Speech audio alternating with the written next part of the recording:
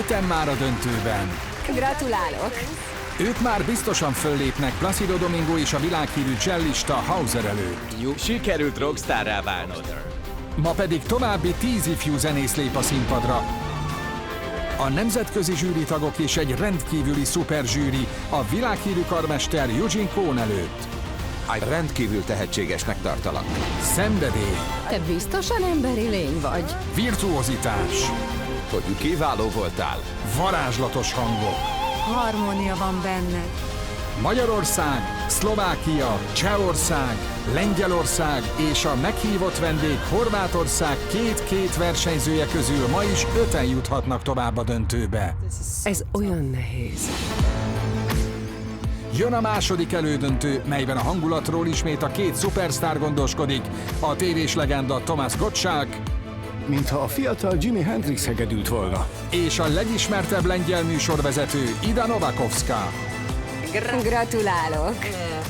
Ez a virtuózok Visegrádi 4 plusz 5 országban egyszerre egy időben.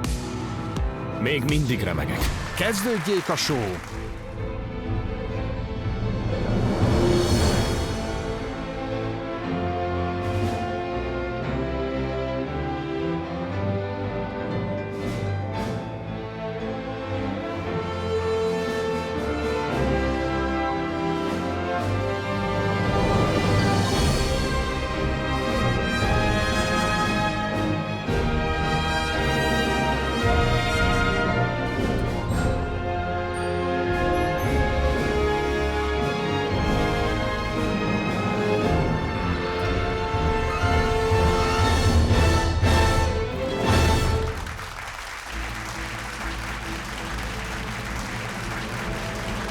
Ez a virtuózok Visegrádi 4 plusz második elődöntője Budapestről. A házigazda Ida Novakovska és Thomas Gottschalk.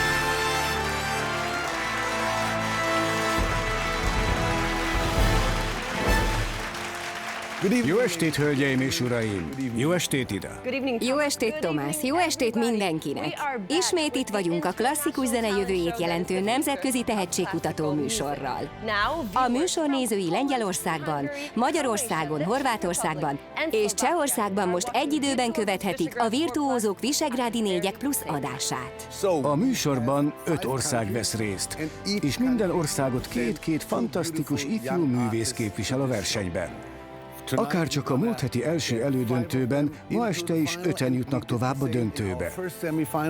Így összesen 10 döntősünk lesz. De ne szaladjunk ennyire előre, hiszen az első 5-öt is nehéz volt kiválasztani. És ma sem lesz könnyű eldönteni, hogy ki legyen a következő 5 továbbjutó. Ma is velünk van 5 nagyszerű zsűritagunk és egy szuper zsűritag is. Gabriela Bohácsová, klasszikus zenei fesztiválok producere és igazgatója. Ez a műsor nem csak a hihetetlen tehetségekről és a technikai képességekről szól, hanem a versenyzők személyiségéről is. Petár Csulics, horvát gitárművész és tanár. Csodálatos. Annyira boldog vagyok, hogy itt lehetek ezekkel a nagyszerű emberekkel. Itt minden ámulatba ejt, az elejétől a legvégéig. Miklós Erika operaénekesnő, a virtuózok állandó zsűritagja. Hogy boldogok legyenek ebben a műsorban, mert az is nagyon fontos, hogy a gyerekek jól érezzék magukat, és tudjanak nyugodtan csak a zenélésre koncentrálni. Péter Valentovics, szlovák karmester és zongorista.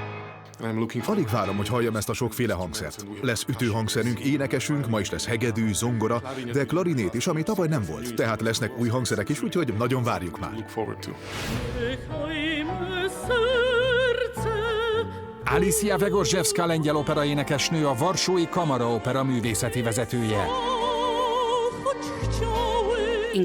Természetesen fontos a rendkívüli muzikalitás. De a színpadra is ki kell tudni menni. És meg kell tudni győzni a közönséget és a zsűrit. hogy jó showman is vagy. Végtére is ez egy showműsor.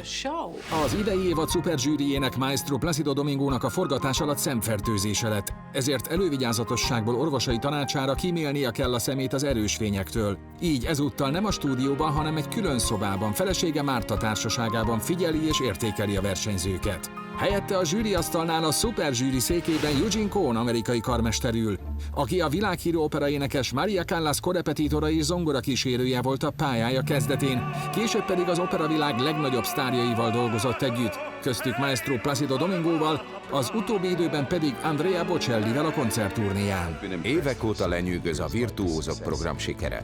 Reményt ad számomra, hogy a zenevilága tovább fog fejlődni, és hogy a legnagyobb tehetségeket itt felfedezik és felkarolják. Nagy megtiszteltetés számomra, hogy részese lehetek ennek.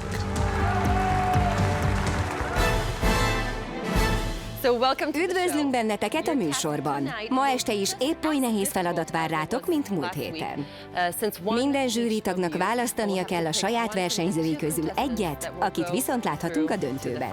De történt egy változás is múlt hét óta.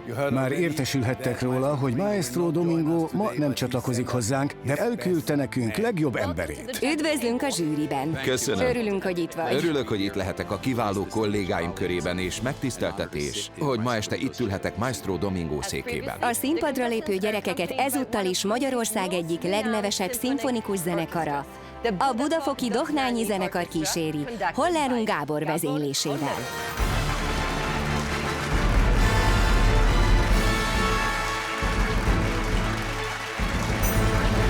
Mielőtt az est főszereplői, a versenyzők a színpadra lépnek, tekintsük át még egyszer a szabályokat és a nyereményeket.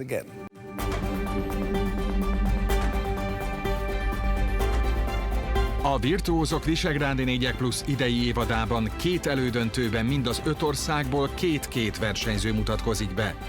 Az elődöntőkből országonként egy ifjú tehetség kerül a döntőbe, ahol így az 5 ország legjobb 2 versenyzője lép színpadra.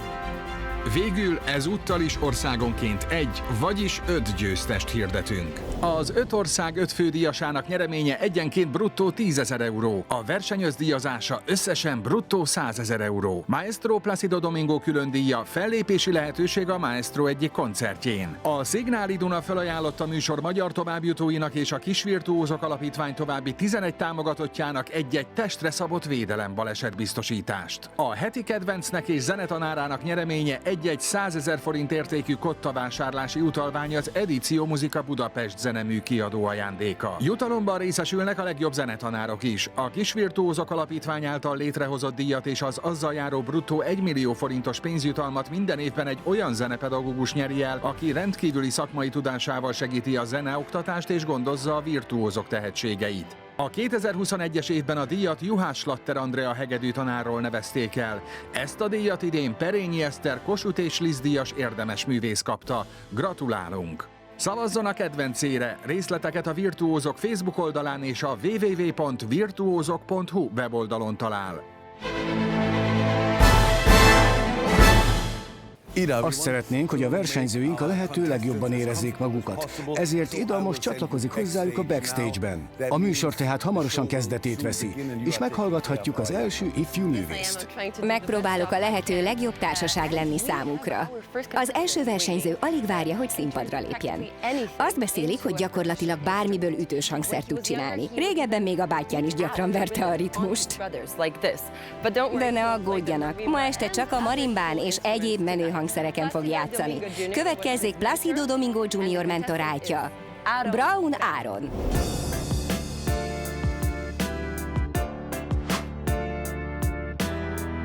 Braun Áron vagyok, 13 éves, Magyarországon Gödöllőn lakom, és marimbán és egyéb ütőhangszerekkel játszom. Ebbe a zeneiskolába járok, és idén az a kitüntetés ért, hogy én lettem az év növendéke.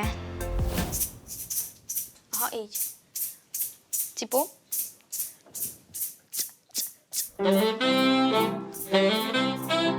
Öten vagyunk testvérek, Ádám és Lea szaxofonozik, Cipora és Ágoston pedig hegedül. A szüleim nem tanulhattak hangszeren, ezért hoztak egy ilyen szabályt, hogy a mi családunkban kötelező mindenkinek hangszeren játszania, hogy ha tehetséges, akkor az kijöjjön belőle. egyik hobbim, hogy gyűjtöm az ismeretlen hangszereket.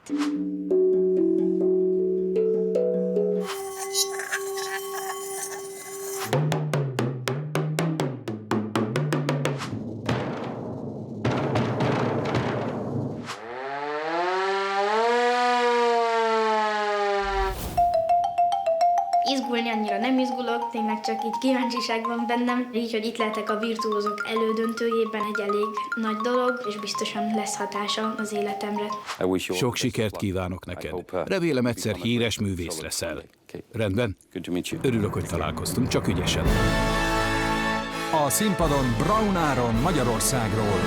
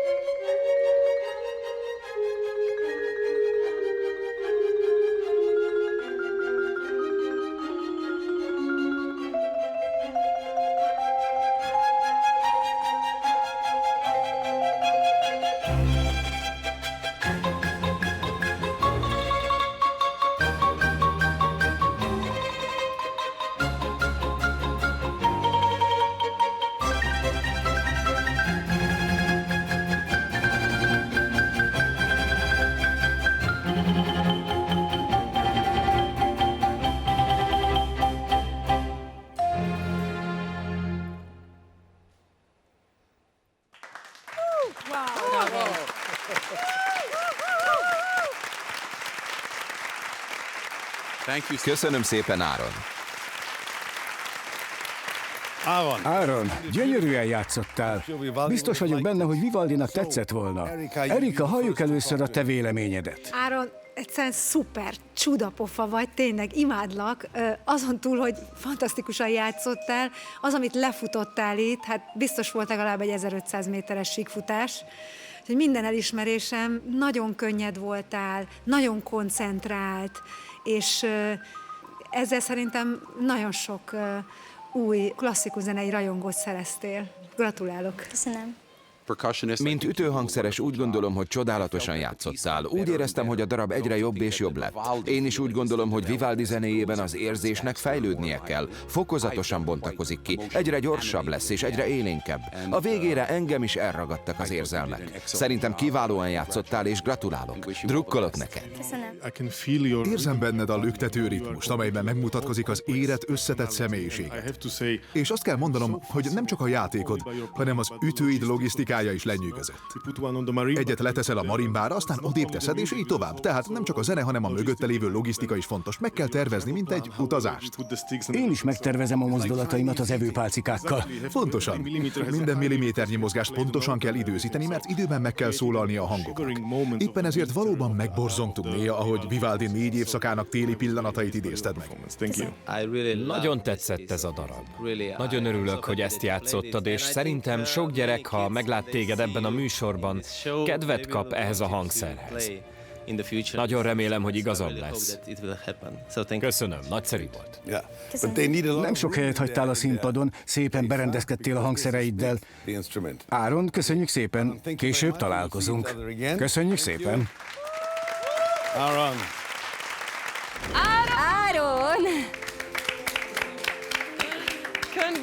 Gratulálok, elképesztő volt.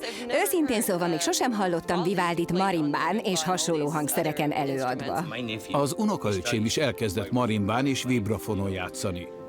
Ezért szeretném neki megmutatni Áron felvételeit, hogy inspirációt meríthessen. Köszönjük. Nagyszerű volt. Nem is én lennék, ha nem akarnálak rávenni még valamire. Készültünk neked néhány különleges hangszerrel. Ezekből is ki tudsz hozni valamit?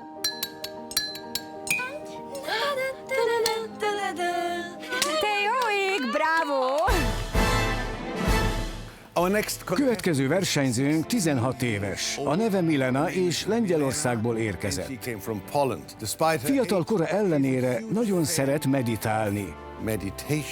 Edmond Fokker hegedűművész mentoráltját a természettel való kapcsolata inspirálja. Ezért szeret hosszú sétákat tenni, és az extrém jogától sem riad vissza. Következzen Milena Pioroniszka. Milena Pioroniszkának hívnak, és 16 éves vagyok. A kalandom a zenével 4 éves koromban kezdődött. Aztán emlékszem, ahogy néztem egy újévi koncertet, és valaki hegedült. Ez volt az a pillanat, amikor beleszerettem ebbe a hangszerbe, és tudtam, hogy ez az, amit egész életemben akarok csinálni. Imádok meditálni, főleg a friss, szabad levegőn. A meditálás a természetben nem csak a testemet, hanem a lelkemet is megnyugtatja. A lelki béke nagyon fontos nekem, nem csak a mindennapokban, de a hegedűjátékban is. Ez nagyon kézzelfogható, és segít abban, hogy mindig nyugodt legyek, hogy érezzem a kapcsolatot a testemmel, a hegedűvel és a lelkemmel. Ez tényleg nagy kaland, és nagyon örülök, főleg pár nappal a verseny előtt. Ez egy szuper lehetőség arra, hogy relaxáljak és felkészüljek a fellépésre ilyen kellemes módon.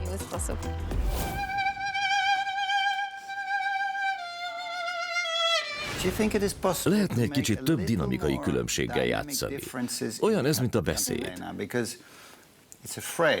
Ha valami nagyon izgalmasat szeretnék mondani, akkor egészen felemelem a hangom. Hangosan beszélek, igaz? Köszönöm, nem volt sok időm, de remélem fantasztikusan fogsz játszani. Sok sikert! A színpadon Milena Pioroniszka Lengyelországból.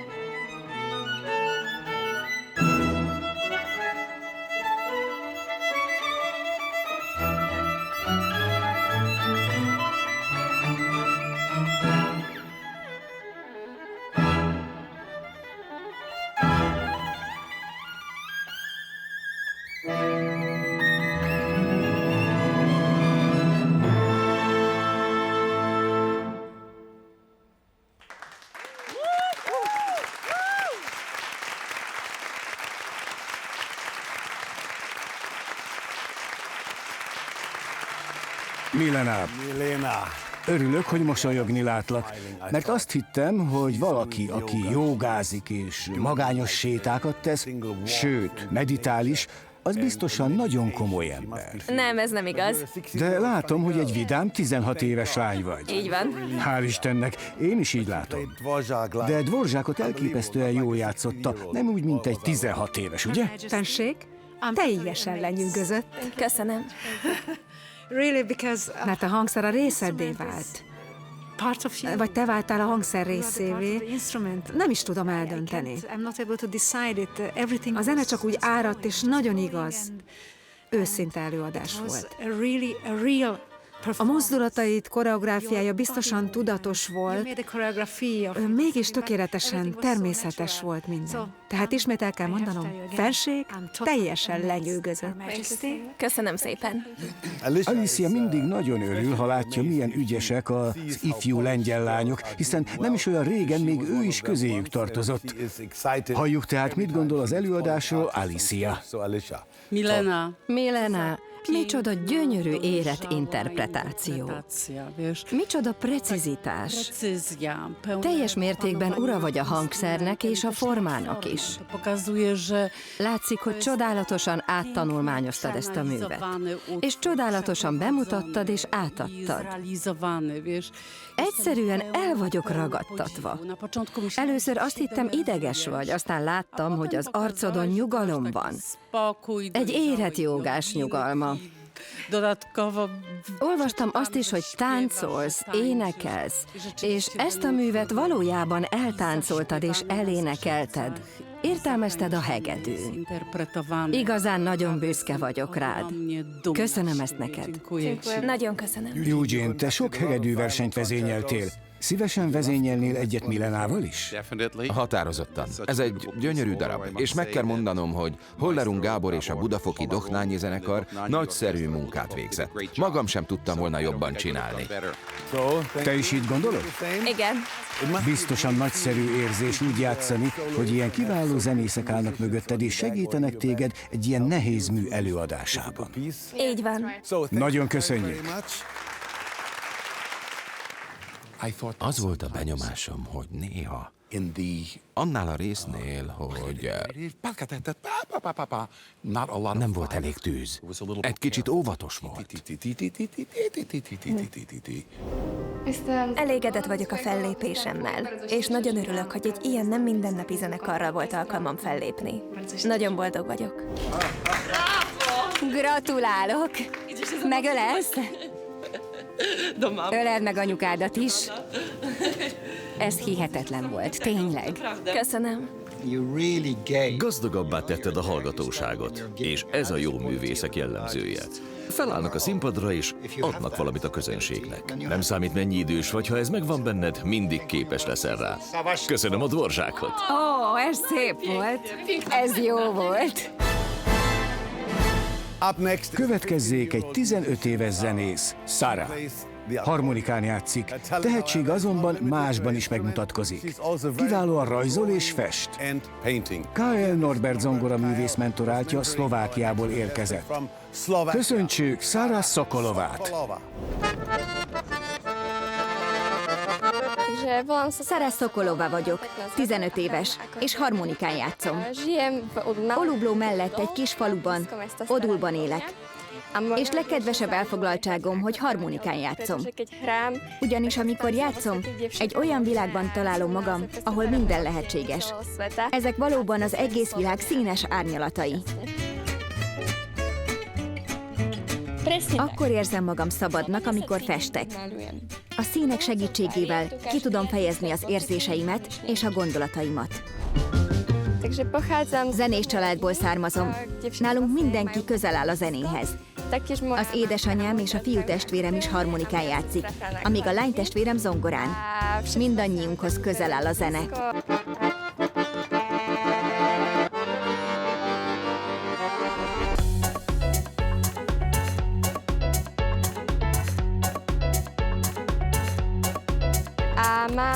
Nagyon szeretem a különböző árnyalatokat, a festést.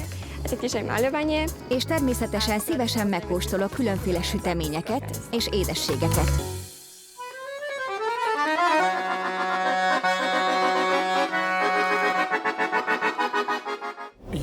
Nagyon-nagyon szépen játszottál, nagyon szépen átvetted a darab karakterét. Hatalmas erő van a zenédben, ami azt jelenti, hogy nagyon szépen tudsz játszani a dinamikával. A színpadon Sara Sokolová Szlovákiából.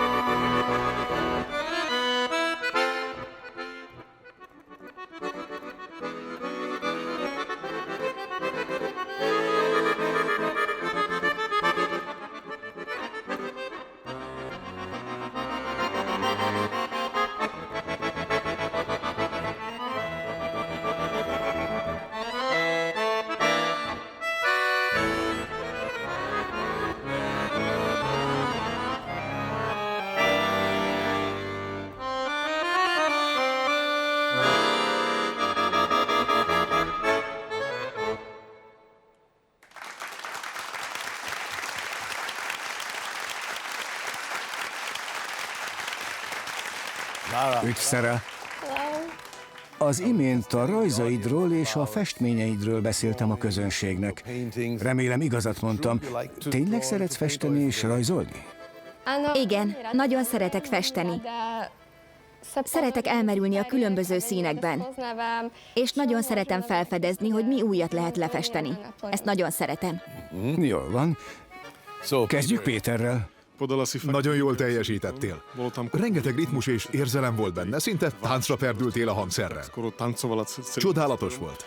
Szeretném megkérdezni, hogy ez a kedvenc darabod, illetve milyen más darabokat kedvelsz még? Igen, nagyon szeretem ezt a darabot, mivel ez egy olyan mű, amely az életet ünnepli, ahol a világ összes színét, összes árnyalatát láthatom. Nagyon beleélem magam, és nagy örömmel tölt el, amikor ezt játszom. Nagyon ritmikus volt, nagyon szépen adtad elő. Gratulálok neked. Nagyon tetszett az előadásod. Technikailag és zeneileg is nagyon kifejező volt számomra. El tudtam képzelni, hogy mit festesz éppen. Eugene? Szerintem nagyszerűen adtad elő a darabot. Bevallom, én nem is ismertem. De tele voltál energiával, pontos volt a játékod. Tetszett az ujjaid mozgékonysága a billentyűkön, a dinamika jó volt, és szerintem nagyon szépen adtad elő. Köszönöm. Mivel lehetőségem volt, hogy zenéljek Budapesten, a Szent István bazilika tetején, és ez a város gyönyörű, festettem önnek valamit, és szeretném átadni. Volt időd ezt megfesteni, amíg itt voltál? Nagyon szép. Nagyon szépen köszönöm. Megtarthatom? Igen. Köszönöm. Az enyém. Tudod, a zsűrit jobban megéri lekenyerezni, de én is értékelem. Köszönöm. Szívesen. Bizony. Ó, ez olyan szép. A saját kis... Világában volt. Igen, teljesen a saját világában. Viszont számunkra nem nyílt meg ez a világ, pedig fontos lett volna. Egy olyan korban, amikor a fiatalok egész nap a mobiljukat nyomkodják, igazán különleges dolog, ha egy gyerek napi 5 órát tölt zongoragyakorlással. Ők igazán megérdemlik a tapsot, és megérdemlik, hogy meghallgassák őket. Ezért jött létre ez a verseny, és ezt szerettem ebben a műsorban. Hűha! Milyen törékeny lány, és milyen hatalmas hangszer, és milyen gyönyörű dolgokat művel vele. Szinte hihetetlen számomra. Olyan volt, mintha egy festményt néznék. Köszönöm, fantasztikus voltál. Hadd szóljak most azokhoz a szülőkhöz, akiknek elegük van abból, hogy a gyerekeik későn kelnek, ezért rohanniuk kell az iskolába. Hiszik vagy sem, vannak olyan gyerekek, akiknek nem tart sokáig a reggeli kelés, sőt, hajlandóak akár korábban is felkelni. Teszik mindezt azért, hogy gyalog mehessenek az iskolába, miközben zenét hallgatnak. Nem hisznek nekem? Akkor hallgassák meg ezt az előadást, mert a következő versenyzőnk Edmond Fokker hegedűművész mentoráltja éppen egy ilyen gyerek. Köszöntsék Daniel Matejcsát! A nevem Daniel Matejcsa, 16 éves vagyok, hegedűn játszom, és Csehországból, Liberecből érkeztem. Ha lehetőségem van rá, szeretek gyalog járni. Elsősorban új helyeken, ahol az emlékművekkel és fontos helyszínekkel ismerkedek. Általában közben zenét hallgatok, legyen az klasszikus zene vagy akár jazz, ami szabadságérzésével, óriási örömmel és szeretettel tölt el. Hadd szóljam. 4 éves koromtól hegedülök, a szüleim vezettek rá, és a zene számomra tulajdonképpen az egész életemet jelenti, amit ma szeretek és imádok.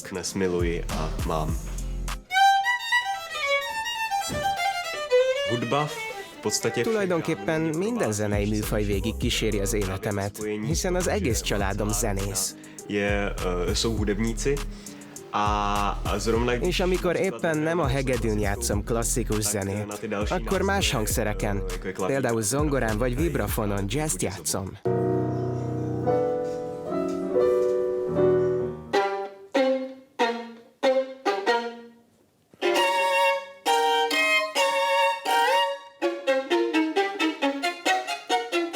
Nagyon jó volt.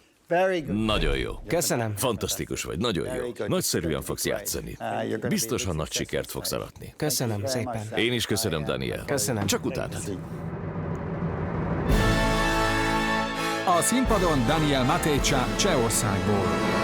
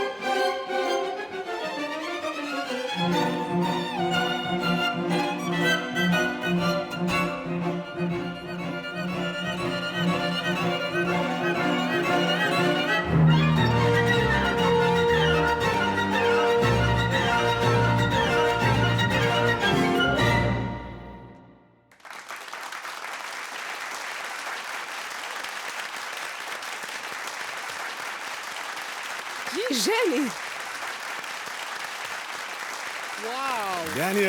Daniel, ez aztán komoly volt.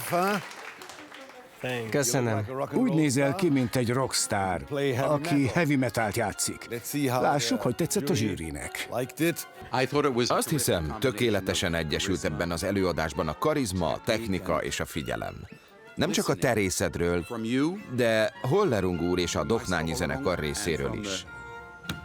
Nem tudom, mennyit próbáltatok, de annyi tűz és izgalom volt a darabban, és a dinamikai játék olyan tökéletes volt a zenekar művészei között és közted, még a leghalkabb pianissimo részeknél is, a crescendo előtt, hogy egyszerűen bravúros volt. A zenei frázisaid mind izgalmasak voltak. Már az elején sok energia volt benne, amit egészen a végéig fokozni tudtál. Nagyon izgalmasnak találom az előadásodat, és a téged kísérő zenészek játékát nem kevésbé. Gratulálok! Nagyon köszönöm. Daniel, egyszerűen hihetetlen vagy. Egyszerűen nincsenek rád szavaim, és szeretnék nagyon elnézést kérni tőled, hogy korábban azt mondtam neked, hogy ez lehetetlen lesz. Ez teljesen ideális mű erre a versenyre. Sostakovics kontrasztos, groteszk, és ez neked nagyon-nagyon jól áll. Köszönöm. Nagyon szeretnék veled a jövőben együttműködni. Nagyon fogok örülni, ha eljössz a fesztiválunkra. Nagy örömmel. És az alatt az idő alatt, amióta ismerlek, rájöttem, hogy te nem csak egy kiváló művész vagy, hanem fantasztikus személyiséggel is rendelkezel, és nagyon jól tudatosítod, hogy ez a mi szakmánkban mennyire fontos. Ezen kívül még azt is tudom, hogy szereted a jazzt. Igen, egy kicsit. Mi pedig nagyon szeretjük, ha a versenyzők más oldalukat is megcsillogtatják előttünk. Ha megkérlek, játszanál valamit a kollégáimnak és a nézőknek? Lehetséges ez? Biztosan. Rendben, köszönöm. Most biztosan nagyon örülsz. Igen. Daniel, zseniális voltál, igazán vad volt a játékod. És kell is ez a vadság ennek a zenének, mert ez egy nagyszerű darab arra, hogy bebizonyítsd, hogy nincsenek korlátaid. Szerintem kétszer ilyen gyorsan is el tudnád játszani. Hihetetlen volt. Mintha a fiatal Jimi Hendrix hegedült volna. Igen. Daniel, én teljes szabadságot láttam a színpadon. Biztosan emberi lény vagy? És csak 16 éves? Játszol nekünk valamit a zongorán? Kérlek. Csak mutass valami jazzt. Rám mered bízni? Igen. Köszönöm szépen. Sok hegedűsnek ajánlottam már fel, hogy megfogom a hegedűjét, és mindig azt mondták nem. De szerintem nagyon jól áll neked. Igen. A darab, amit játszani fogok, Chick Corea emlékének szól, aki sajnos elhunyt. Chick Corea? Sajnos elhunyt. Ez a Spain című száma.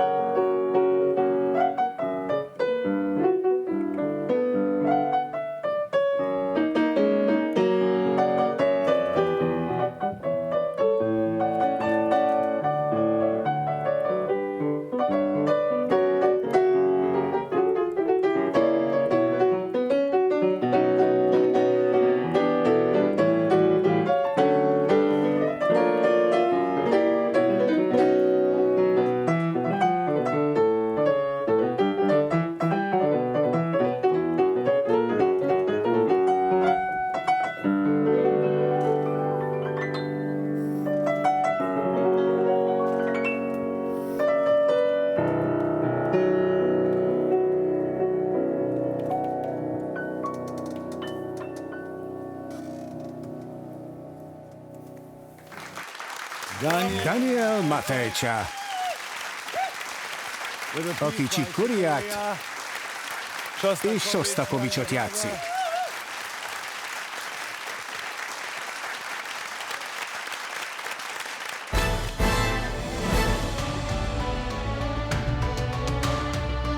A tavalyi virtuózok nagyon különleges volt számomra, mert már tudtam, hogy várandós vagyok, amikor itt voltam. De rajtam kívül senki sem tudta. Idén pedig már szülőként jöttem, és a kisbabám is itt van velem. Azt hiszem, érettebb lettem. Másképp tekintek a gyerekekre. A 21 éves Marco zeneterapeutaként dolgozik egy rehabilitációs központban, és szeretne zenei óvodát nyitni gyerekeknek. A felesége is elkísérte, akivel mostanában gyakran járnak bababoltba, hiszen első gyermeküket várják. Már sok ruhát vettetek? Már szépen gyűlnek. Az jó. Azt hiszem, lesz itt még egy. Jaj, de aranyos. Nagyon jól fog mutatni rajta, tessék, ez a tiétek.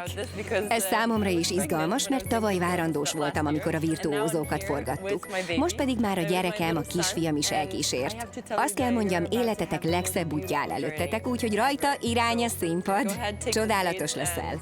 Nagyon köszönöm. Én vigyázok a feleségedre. Köszönöm, akkor majd találkozunk. Marko Antolkovics vagyok. Horvátországból érkeztem, és operaénekléssel foglalkozom.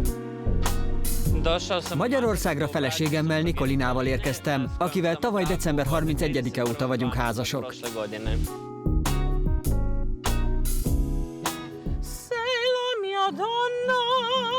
A feleségem és én szeretünk együtt zenélni szabadidőnkben. Ő gitározik, én pedig énekelek. Az általános iskola 7. osztálya óta énekelek. Az éneklés valóban nagyon fontos számomra. A jövőmet hivatásos énekesként képzelem el.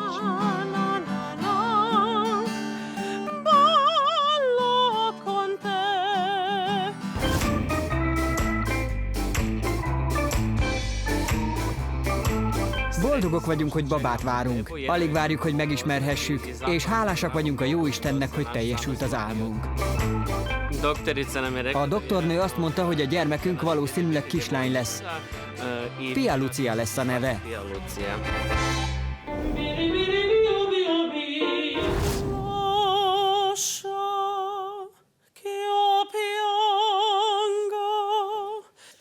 Ó, Istenem, szerelmes vagyok. Köszönöm.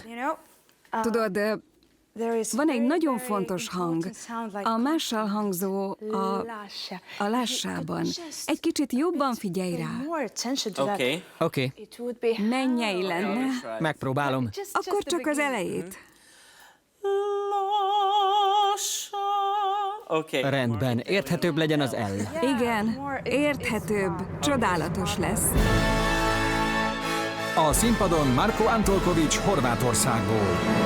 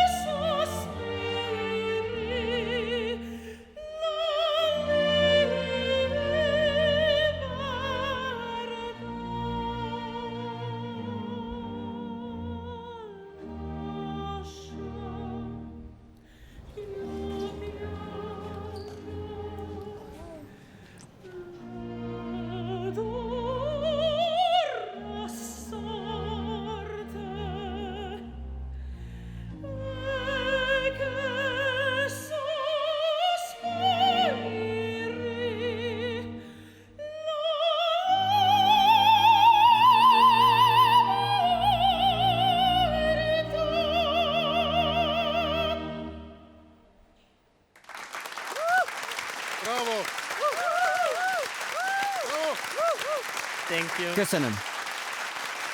Marco, mondják, hogy az emberi hang egy hangszer, de nem sokan tudják úgy használni, mint te. De lássuk, hogy mit mond a zsűri. Köszönöm. Lenyűgöz a külső és belső szabadságod. De a belső a legfontosabb technikailag. Harmónia van benne. Szerintem az a legfontosabb, hogy harmóniában vagy önmagaddal. Köszönöm. Gratulálok, Marco.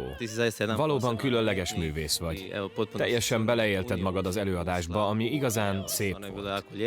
Ha továbbra is dolgozol magadon, fontos szerepek várhatnak rád világszerte a színpadokon. Nagyon szépen köszönöm. Szívből gratulálok még egyszer, és csak így tovább. Köszönöm, tiszta szívemből. Hadd kérdezzem meg, mekkora a hangterjedelmed? Mennyivel tudsz feljebb menni az imént hallott H-nál? C-ig, lefelé pedig F-ig. Igazán különleges volt, egyetértek a többiekkel. Nagyon csodálok, bravo! Köszönöm. Éreztem a kollégákon, miközben énekeltél, hogy nagyon figyeltek és meghatódtak néhány varázslatos pillanatban, miközben énekeltél. Így igaz. Szóval összehoztál minket. Köszönjük.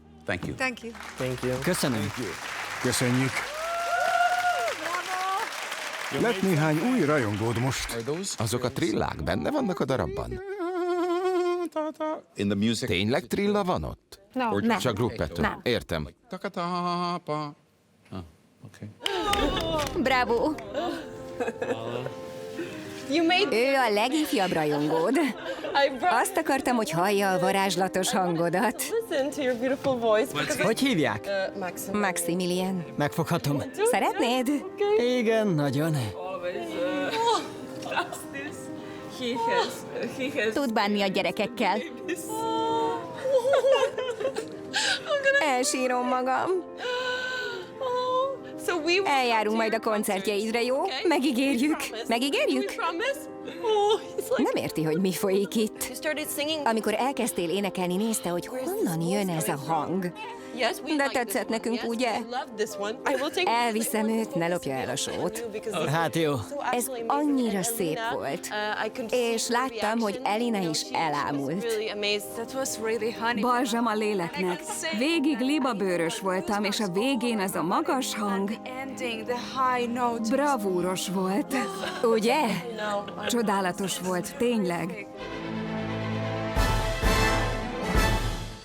5 versenyzőt már hallhattunk, és 5 fiatal zenész vár még arra, hogy színpadra lépjen. Most rövid szünetet tartunk, de ne felejtsék el meglátogatni honlapunkat, vagy keressék fel a Virtuózók Facebook oldalát. Hamarosan jövünk vissza. Úgy nézel ki, mint egy DJ. Menő vagy, ezt tetszik? Te vagy a főnök.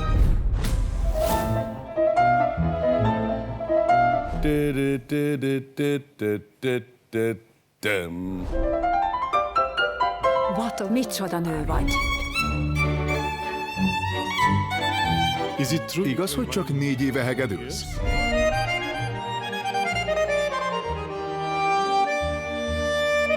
Mint egy igazi sztár. Úgy tűnik, megvan a saját hangod.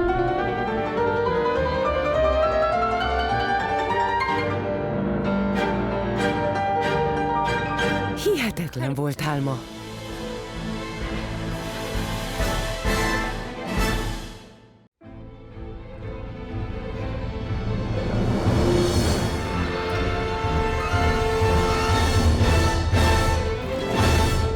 Jó estét újra!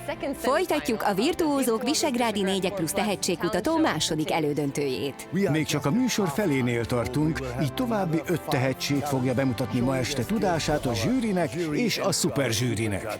Mielőtt színpadra lépne a következő versenyző, tekintsük át ismét a díjakat és a szabályokat.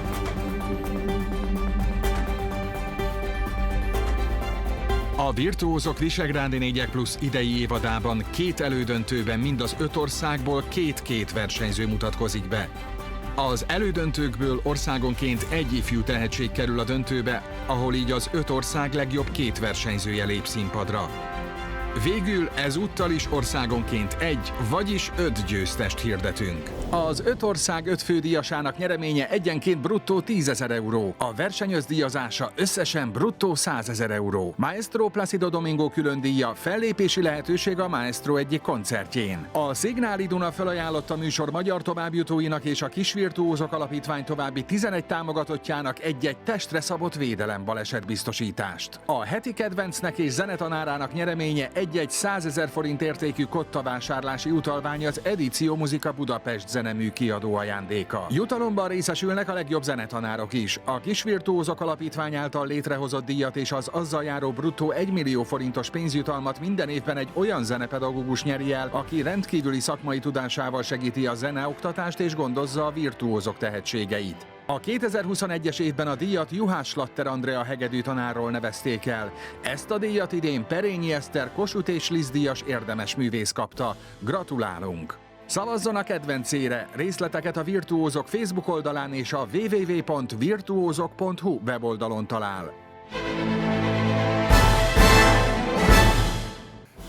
Következzen egy 17 éves budapesti klarinétos, akinek a zene mellett a néptánca szenvedélye. Hiszik vagy sem, nem csak zenei versenyeken ért már el kiváló eredményeket, hanem úszóversenyen is. Hihetetlen! Következő versenyzőnk Placido Domingo Jr. zeneszerző mentorátja. Köszöntsék Mészáros Jázont!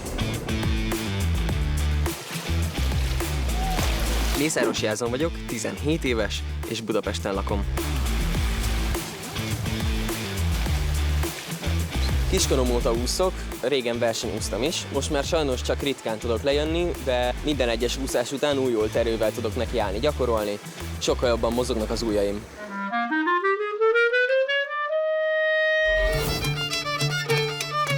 Kiskorom óta a klarinét mellett és a zene mellett nagy szerelmem a néptánc. A legnagyobb álmom az, hogy klarinétművész legyek, táncművész és koreográfus. Üdvözöllek! Hello! Mészáros Jázon. Ezt a művet én nagyon szeretem, és a virtuózokra meg is tanultam, mert ez zenekarral is gyönyörű szépen szól. Megnézhetem? Igen. Elképesztő. Olyan, mintha a tested része lenne, ahogy játszol rajta. Én irtózatosan imádom ezt a sok kamerát, ezt a sok felvételt, ezt a sok mikrofont, ami körülvesz. Nagyon drukkolunk. Igazából nekem az egész egy emlék lesz, és az életem egyik legjobb időszaka. A színpadon Mészáros Jázon Magyarországról.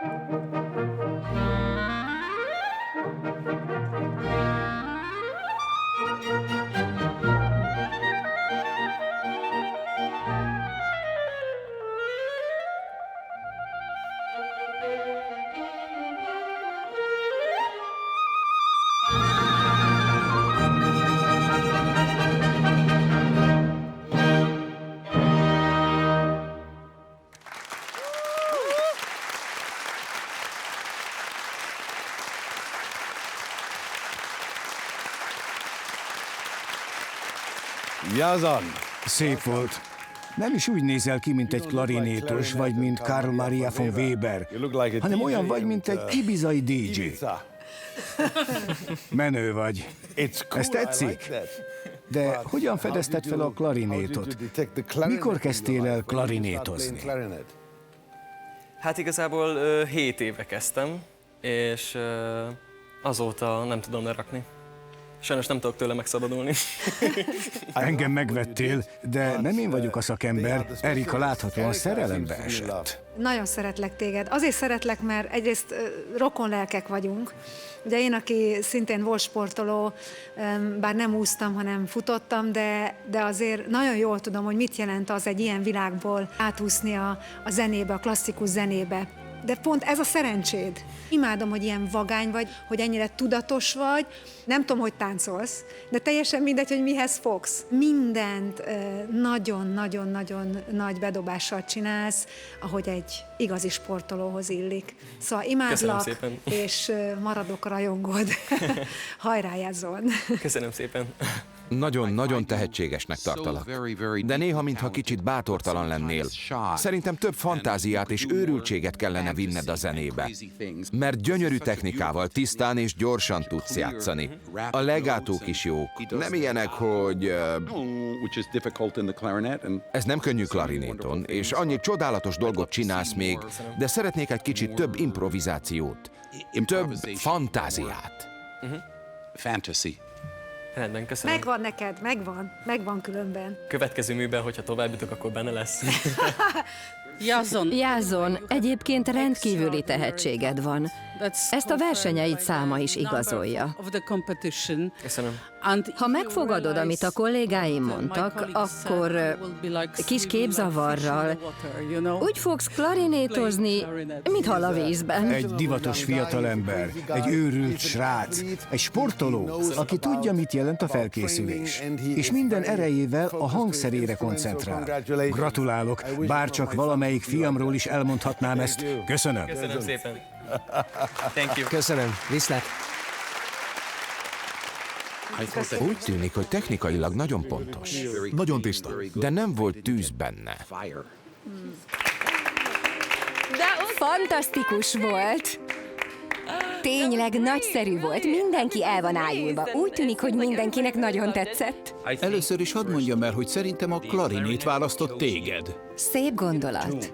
A második dolog, hogy olyan, mintha a tested része lenne.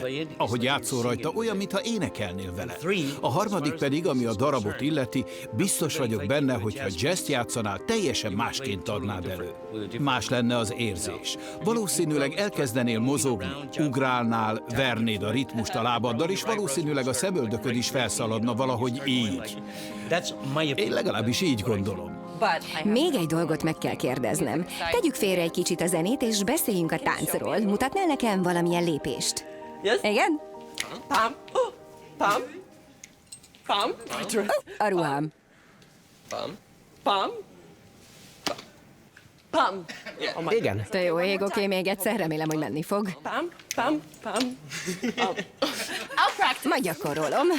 Megpróbálom. De ez nagyon jó volt, köszönöm szépen. Következő versenyzőnk igazi állatbarát. Macskája, törpenyula és tengeri malaca is van. A boldog gazdi pedig nem más, mint Nora, a cseh zongorista, aki 4 éves kora óta játszik a hangszerén. Az állatok szeretete mellett van egy másik figyelemre méltó szenvedélye is. Fagylalttal eszi a sült krumplit. Erre később még visszatérünk. Köszöntsék K.L. Norbert zongoraművész mentoráltját, Nora Lobadovát.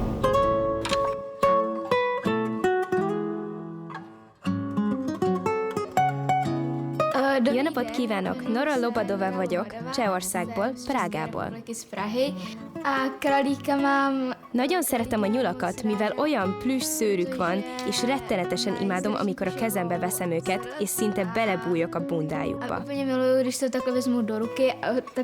Nagyon szeretem, amikor jók, és én is jó vagyok velük.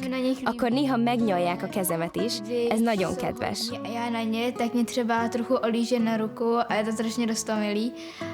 Nyúl még például sosem harapott meg. Nagyon szeretem őket.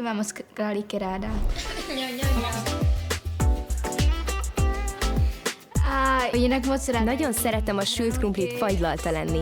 Szintén imádom a ketchupot, de nem önmagában, hanem minden olyan étellel, amivel szokták enni.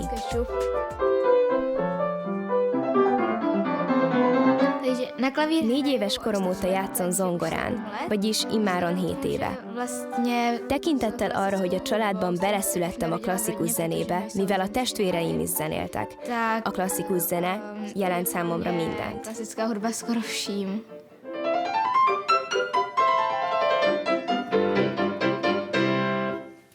Nagyon szép. Az a fantázia, amivel előadod ezt a darabot, egyszerűen gyönyörű. A színpadon Nora Lobadova Csehországból.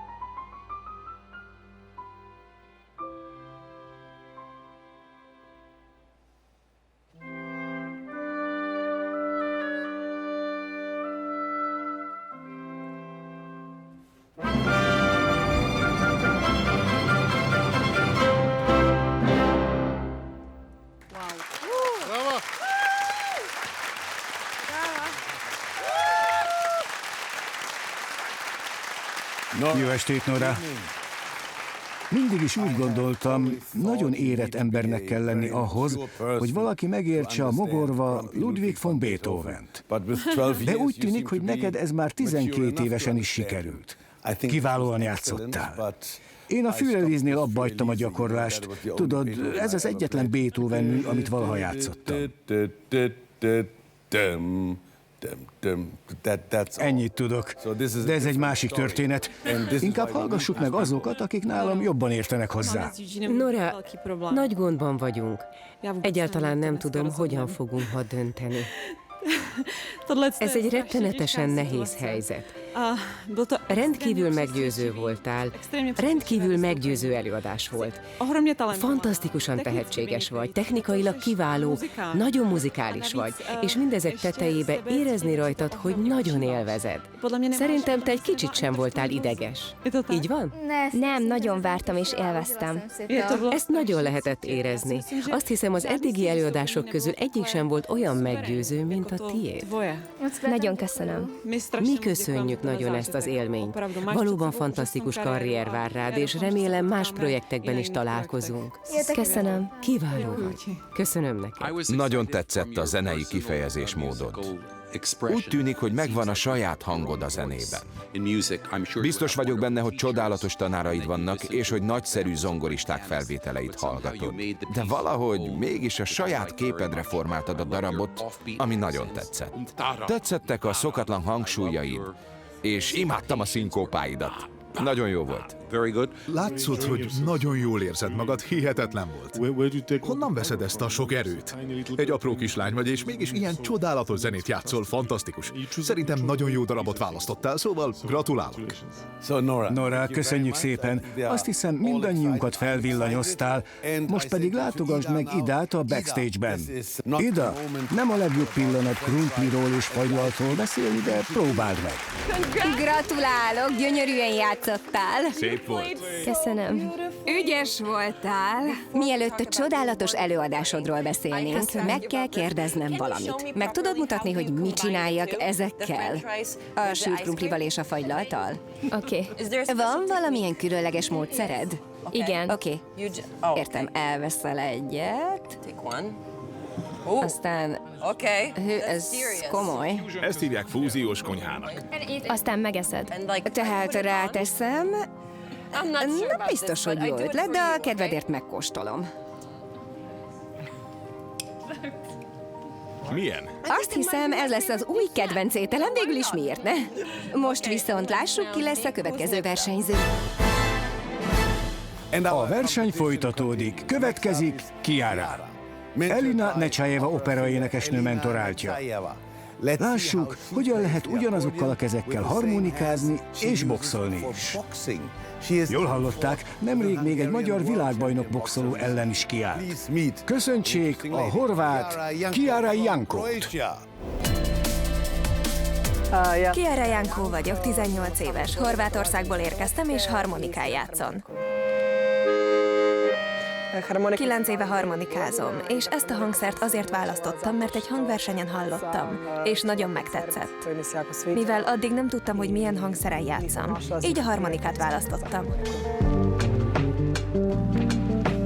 A harmonikát azért szeretem, mert nagyon változatos hangszer, és számos lehetőséget rejt magában.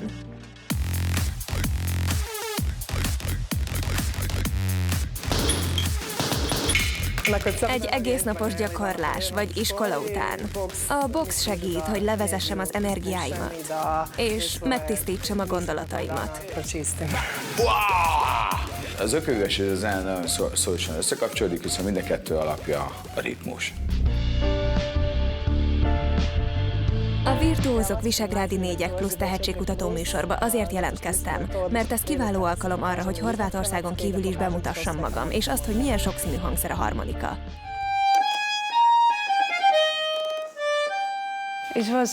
Csodálatos volt, tényleg. A muzikalitásod valami rendkívüli, valami mennyei. Köszönöm szépen. A színpadon Chiara Jankó Horvátországból.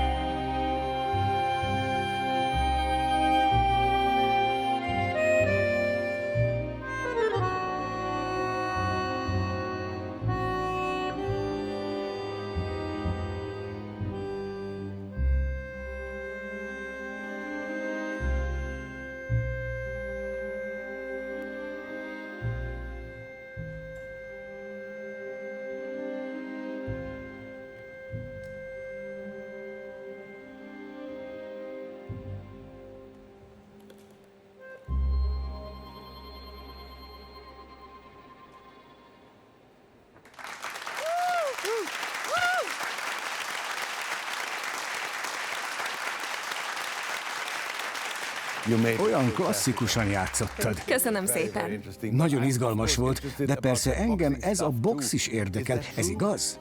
Igen, boxolok is. Szóval ez a két hobbid, a harmonika és a box. Igen, a harmonika nem a hobbim, de... Az a szenvedélyed, ugye? Igen. Hála Istennek, hogy a box kevésbé fontos számodra. Így első a harmonika, második a box, mert imádom, ahogy a zenéről gondolkozol. A zenében megmutatkozik az érzékenységed, hogy micsoda nő vagy. Ma új oldaláról ismertem meg ezt a darabot. Köszönöm. És tudva, hogy boxolsz, ez az érzékenység egészen elképesztő. Tomás, nem félsz tőle, hogy olyan közel állsz hozzá? Amíg a harmonika a kezében van, addig talán megúszom. Hát mondhatom, hogy több mint 100 verzióban hallottam már az Obliviont, és szinte lehetetlen küldetésnek tűnt, hogy lenyűgöz bennünket, de úgy gondolom, hogy neked ez sikerült. Összeolvadtál minden egyes hanggal, és életre keltetted a milonga tánc hangulatát. Fantasztikus volt. Csodálatos előadás, bravo! Nagyon köszönöm. Nagyon sok érzelmet megmozgattál bennünk. Gratulálok a tehetségedhez. Köszönöm. Nagyon szépen köszönöm. Köszönöm szépen.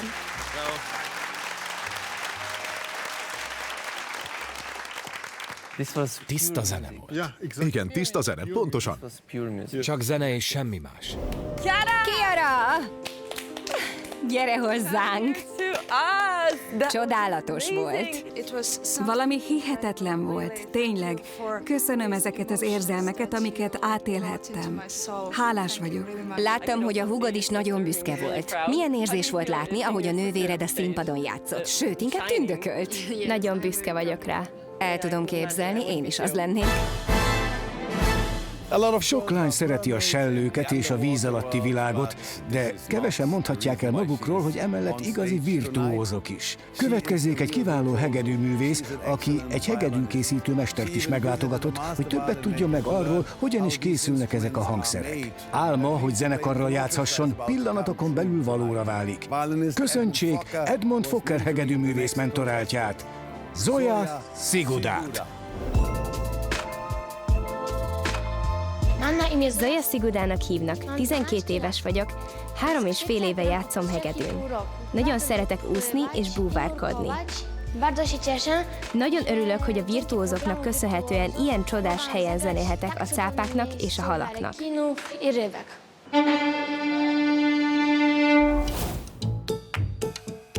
Mali bácsi. Szeretném megmutatni, amit én készítettem.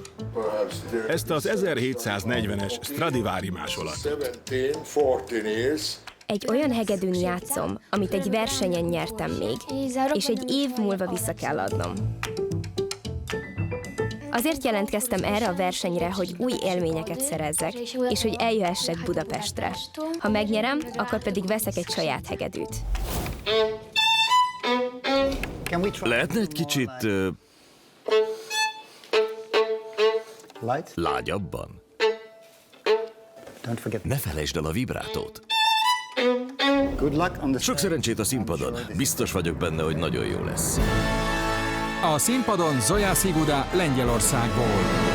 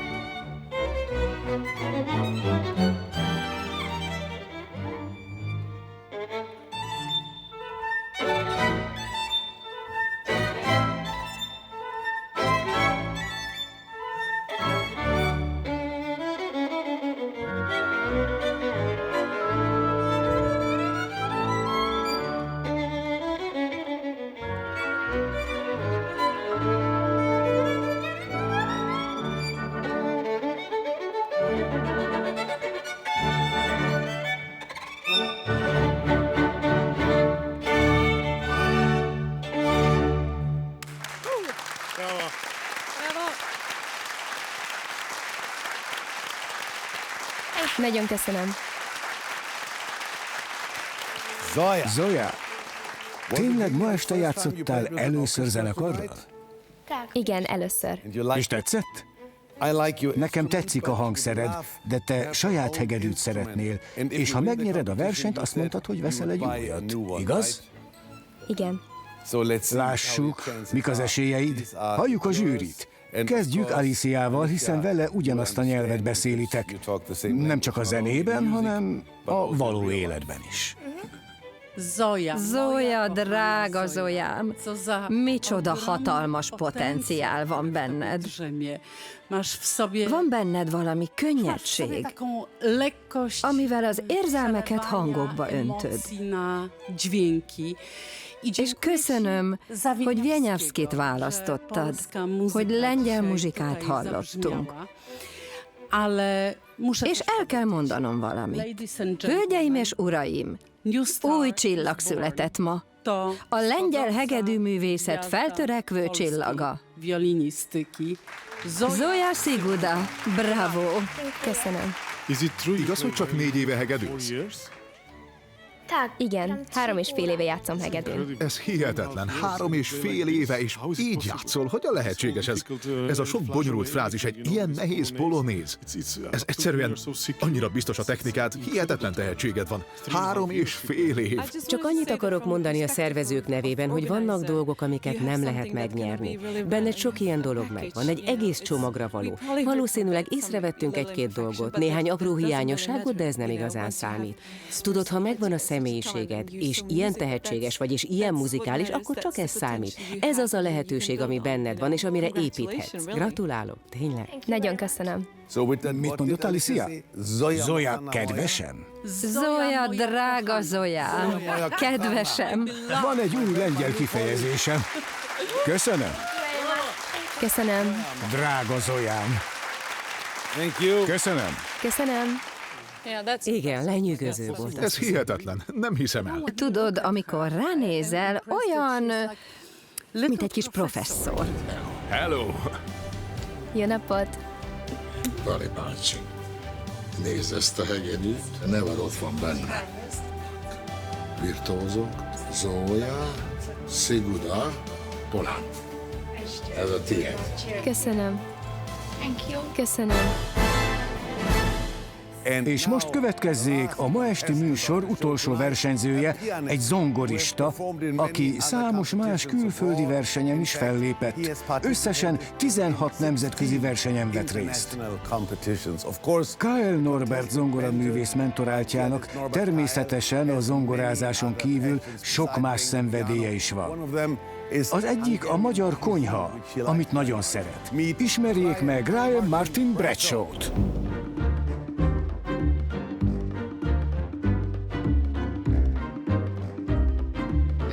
A nevem Ryan Bradshaw, és 14 éves vagyok. 6 éves koromtól játszom zongorán, és jelenleg a Bécsi Zenei Egyetemen tanulok.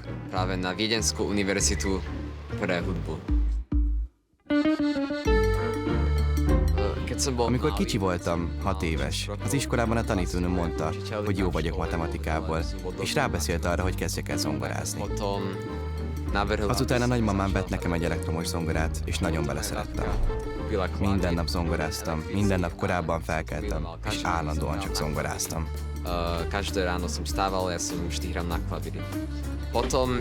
Később vettek nekem egy rendes zongorát, és azóta tanárhoz is járok, és ezzel foglalkozom.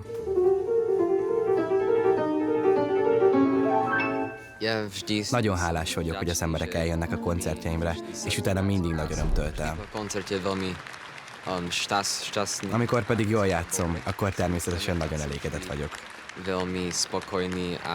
Ilyenkor legszívesebben még egyszer lejátszanám a koncertet, mert olyan jó érzés.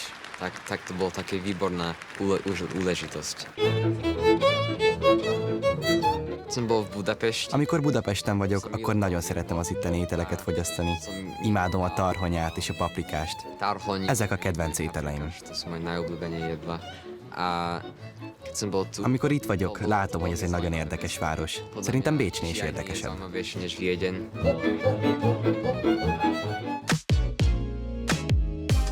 Én azért jelentkeztem ide, mert ez egy nagy verseny, és utána sokat lehet koncertezni, ha az ember szeret valamilyen díjat.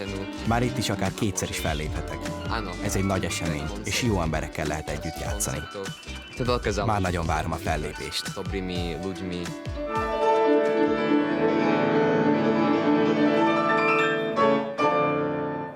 Pontosan, nagyon jó. Pontosan azt csináltad, amit kértem. Tökéletesen megcsináltad. Köszönöm, csodálatos. A színpadon Ryan Martin Bradshaw Szlovákiából.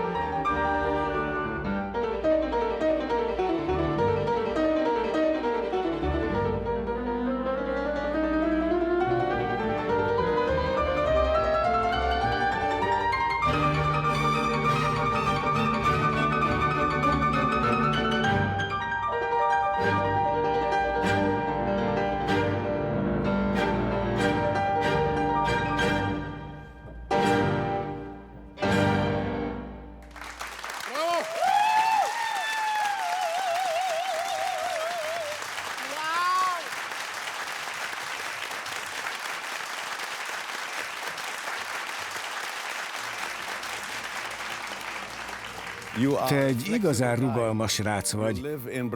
Pozsonyban élsz, Bécsben tanulsz. Igen. És édesapád ausztrál. Igen. Biztosan nincs összefüggés, de a zongorajátékot hihetetlen volt. Nekem nagyon tetszett, de vannak itt, akik jobban meg tudják mondani, mit hallottunk. Ryan, egyszerűen hihetetlen technikával rendelkezel. Teljesen kész vagyok, ahogy ezt eljátszottad. Jót szórakoztam azon, amikor 2 nappal ezelőtt beszélgettünk, és te azt mondtad, hogy ez egy könnyű darab. Ez a zongoraverseny egyáltalán nem nehéz. Egyszerűen hihetetlen, ahogyan ezzel megbirkóztál, az energiád, a szuverenitásod, a brilliáns technikád. Egyszerűen minden, a pianóid, a visszhangok, nem jutok szóhoz, hihetetlen tehetség vagy, bravo! Köszönöm. Azért nem egy olyan könnyű zongoraverseny ez. Örülök, hogy ezt mondtad. Én is észrevettem, hogy nehéz és kell hozzá erő. Hihetetlen, tényleg? Ryan, bármennyire is lenyűgöztek ma a cseh versenyzőim, te egyszerűen hihetetlen voltál. Szerintem te vagy a legjobb, akit eddig láttunk. Mint egy igazi sztár. Az elképzeléseim szerint ilyen egy igazi virtuóz. Tényleg. Köszönöm szépen. Láttad, hogy állva tapsoltunk? Pontosan így van. Hihetetlen. Köszönöm. Eugene, te sokat zongoráztál életed során. Igen, nos, nekem nincs hozzáfűzni valóm, mert Ryannek köszönhetően ma valami újat tanultam a zenéről. Szerintem nagyszerű volt. Nagyon karizmatikus vagy. És alig hiszem el, hogy csak 14 éves vagy. Egész végig csak felle, a szívem majd kiugrott a helyéről. Mint amikor túl sok erős paprikát eszik az ember. De most ez nem a paprika miatt volt, hanem miattad. Mert egy másik dimenziót mutattál meg nekünk. Kiváló volt, első osztályú. Érdekes. Mit gondolsz? Van kapcsolata a matematikai és a zenei tehetséget között? Te hogy látod ezt? Hát, talán van összefüggés, de nem hiszem. A zene olyan, mint az élet. A zene maga az élet. A zene nagyszerű dolog. Főleg, ha megmutathatod az egész világnak, hogy mit jelent számodra. És én csak ezt próbálom kifejezni, hogy mit jelent nekem a zene. Szépen megmutattad. Nagyon jól sikerült. Köszönöm. Bravo!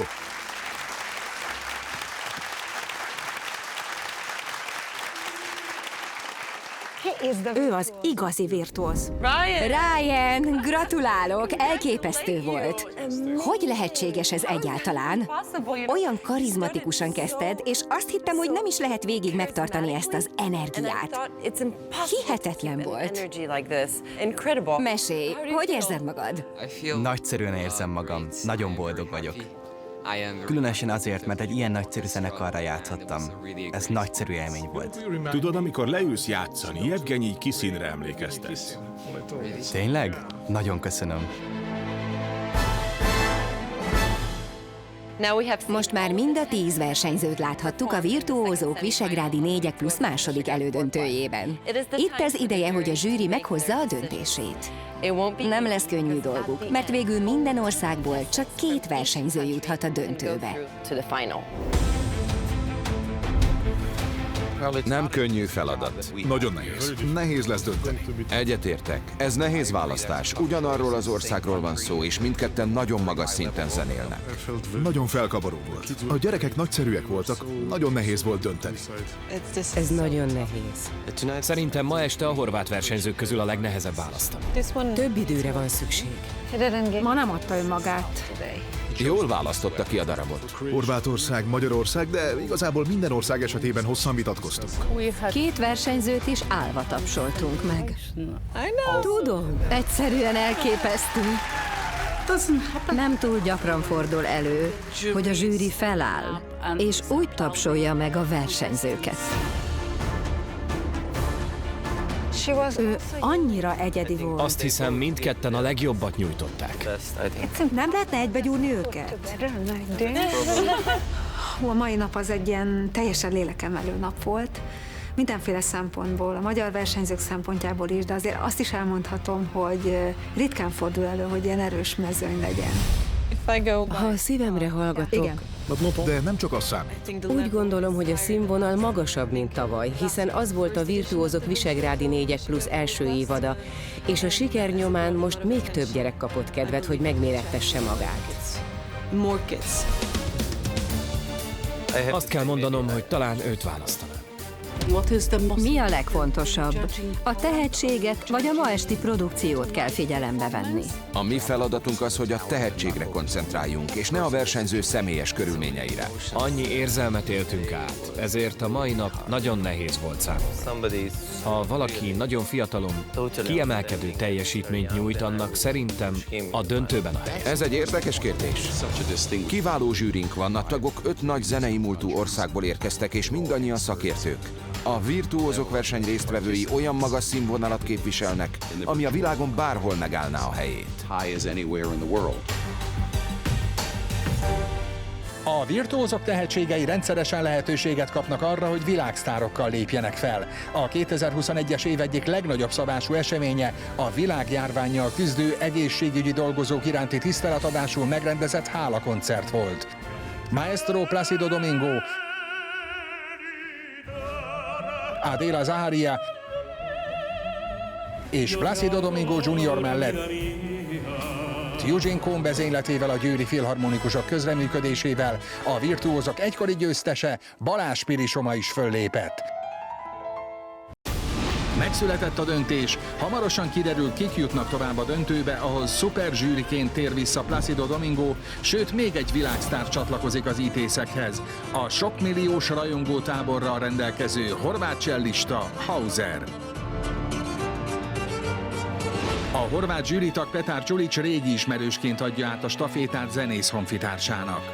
Hello, örülök, hogy látlak. Én is örülök. Horvát testvérem. Aki nem először vesz részt a virtuózokban. Az első évadban még a Two Cellos tagjaként lépett fel a műsorban. Szeretnék gratulálni nektek. Hihetetlen, hogy mennyit fejlődött az évek alatt ez a show. Ez elképesztő. Ezért is döntött úgy, hogy életében először most itt a virtuózok Visegrádi 4 plusz Horvátország műsorban zsűri szerepet vállal. Nem szeretek zsűrizni, mert ez zene, nem sport. Nem lehet lemérni, hogy ki a jobb. Ez nagyon nehéz nekem, már csak azért is, mert ez az első alkalom, hogy zsűritag leszek. A sztárcsellistát nem csak a műsor, de maguk a gyerekek is lenyűgözik. Ez nagyon félelmetes lehet számukra. És nem csak velük, de a show többi szereplőjével, a műsorvezetőkkel, a zsűritagokkal és a mentorokkal is hamar megtalálta a közös hangot.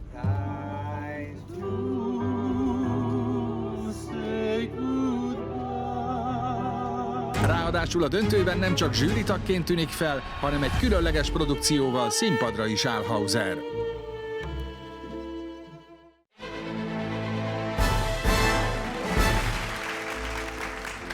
Köszönjük szépen, és köszönjük a csodálatos mentorainknak is, hogy segítettek a gyerekeknek.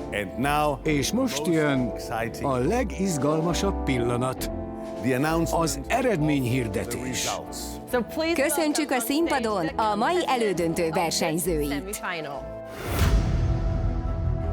Felkérem a mai elődöntő szuperzsűriét, Eugene Kohnt, hogy értékelje a produkciókat, amelyeket ma este láttunk és hallottunk. Gratulálok mindenkinek! Mindannyiótoknak nagyon nehéz napja volt, és most eljött az a nehéz pillanat, amikor kollégáim és én közölhetjük a jó és a rossz híreket. Minden döntés nehéz volt. De mivel minden országból csak egy győztesünk lehet, azokat a versenyzőket, akik nem jutnak tovább, arra ösztönözzük, hogy folytassák zenei pályafutásukat, mert mindannyian magas szinten zenéltek. És sikeres előadói vagy sztárkarrier felé haladtok. Ezért kérjük, hogy aki ebben a versenyben esetleg nem szerez díjat, az jelentkezzen újra a virtuózok következő évadába. És most jön a legjobb és egyben legrosszabb pillanat. A zsűri kihirdeti a továbbjutó versenyzők nevét. Alicia, lássuk, hogy a két lengyel versenyző közül ki jut a döntőbe. Milena, Zoya, Maestro Eugene Kohnnal meghozott közös döntésünk alapján. Ez egy szélsőségesen nehéz pillanat. De ki kell mondanom, hogy a virtuózok 2021-es döntőjébe jutó versenyző neve Milena Pioroniszka. Milena, Gratulálok! Amikor vártam az eredményhirdetést, természetesen nagyon stresszes voltam. Igyekeztem megőrizni a nyugalmamat, és amikor megtudtam, hogy tovább jutok a döntőbe, majd kiugrottam a bőrömből örömömben. Én vagyok a legszerencsésebb a világon. Zoya, köszönjük szépen, kiváló voltál! Outstanding! Bravo! Bravo!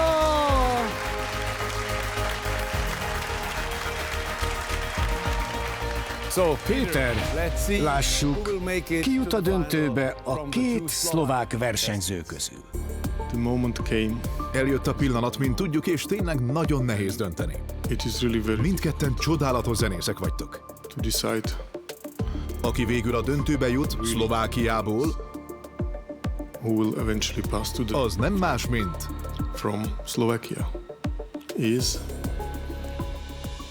Ryan Martin Bradshaw. Gratulálunk, Ryan! Köszönöm.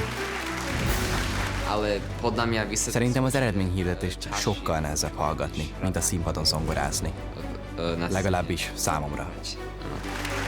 Thank you so much for your Nagyon köszönjük a csodálatos előadást!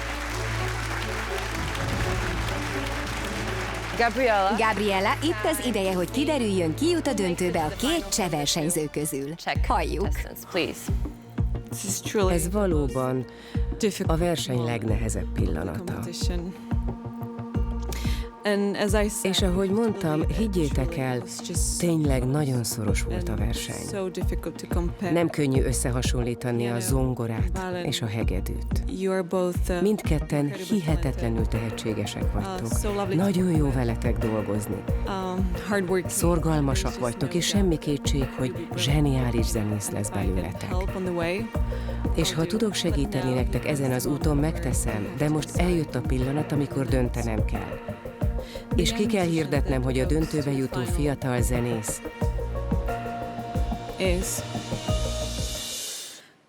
Daniel Matejcsák. Daniel, gratulálok! Congratulations! Amikor Gabriela kimondta a nevemet, akkor, mint egy óriási hullám, az összes feszültség hirtelen elhagyott. Nagyon köszönjük a produkciót, csodálatos volt! Amazing, we love you! Következik a két horvát versenyző. Petár, oszd meg velünk, hogy ki jutott be a döntőbe. Igen, azt kell mondjam, hogy ez volt eddig a legnehezebb pillanat számomra ebben a műsorban. El kell mondanom, hogy ez volt a leghosszabb ideig tartó döntéshozatal, amióta zsűriként ülök itt, ebben a versenyben.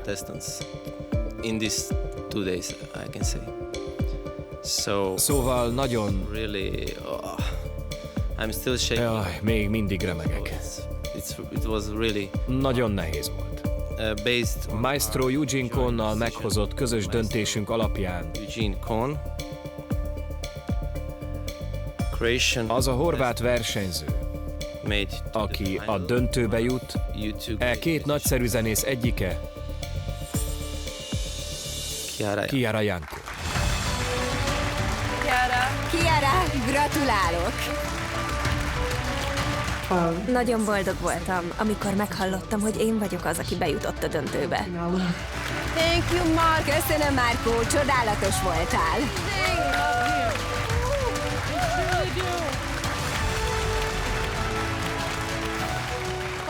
Oké, és végül... Erika. Igen. Let's see who... Lássuk, ki jut a döntőbe a két magyar versenyző közül. Nagyon vérzik a szívem, mert mindkettőtöket szeretlek. I like you both. Tisztelek benneteket. I respect you. A legjobb formátokat hoztátok. You are top level. Tényleg, you did a legjobbat. The best. Really the best. De egy nevet kell mondanom, sajnos, csak egyetlen nevet. Csak is egyetlen, egy és egyedüli nevet. Értitek? Csak egyet. Maestro Eugene Kohnnal meghozott döntésünk alapján, aki a döntőben Magyarországot képviseli, az és Áron. Brown Áron. Áron. Big congratulations. Nagyon boldog vagyok, hogy bejutottam a döntőbe, nem is számítottam rá, tényleg. Jázon! Jázon, köszönjük szépen, bravo! Bravo!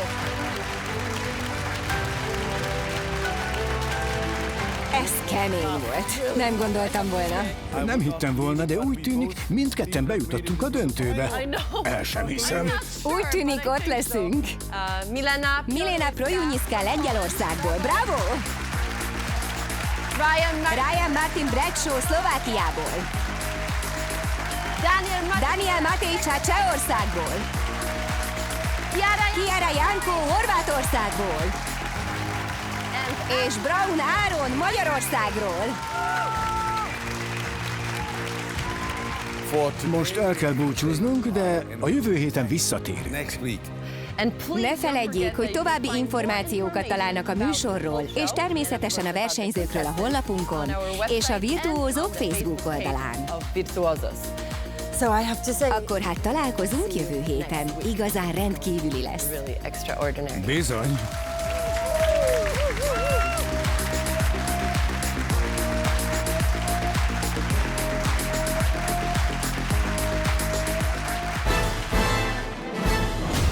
Már csak a döntő van hátra, ahol hamarosan kiderül, ki viheti haza a mesés fődíjat. A zsűribe pedig egy világhírű művész érkezik, a milliós rajongótáborral rendelkező horvát sztárcsellista Hauser.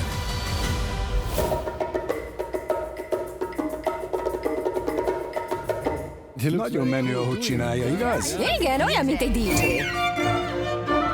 A ritmus érzéket, ezek a vonó mozdulatok, ez őrület, teljesen lenyűgözött. Micsoda erő, micsoda erő!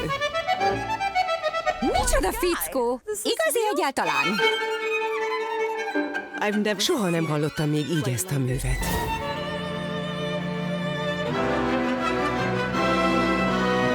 Jó, men sikerült rockstárrá válnod. Megpróbálhatom? Ne csináld!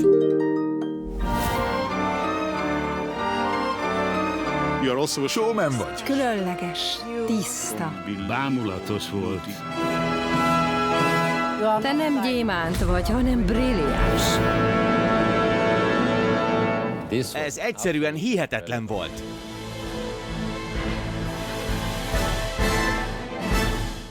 A Virtuózok hivatalos mobilitási partnere és a műsor támogatója a BMW. A műsor és a tehetségek támogatói.